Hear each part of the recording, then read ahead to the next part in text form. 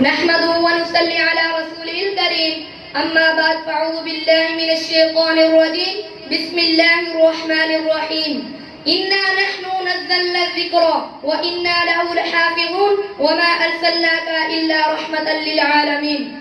وہ معزز سے زمانے میں مسلمان ہو کر ہم ذلیل و خوار ہوئے تارک قرآن ہو کر میری تقریر کا موضوع سخن ہے کہ قرآن ایک انقلابی کتاب ہے اور صاحب قرآن کا ذکر ہے 15 صدی سے پہلے کی تاریخ کھنگالیں اور دیکھیں دنیا میں کیا تھا. جرو جفام تھا, شراب نوشی, بت پرستی اور ڈاکہ زنی پر فخر کیا جاتا تھا, بے حیائی کا غلبہ تھا.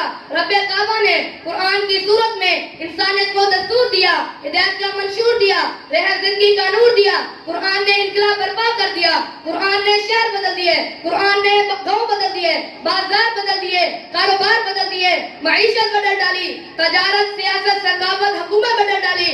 ڈاکو لٹیرے محافظ بن گئے, عرب کے چرواہ زمانے کے مقتدا پیشوا بن گئے. قطرہ تھا دریا بن گیا, پیاسا تھا ساقی بن گیا, ابو بکر تھا صدیق بن گیا, عمر تھا فاروق بن گیا, عثمان تھا ذو النورین بن گیا, علی تھا حیدر قرار بن گیا, حمزہ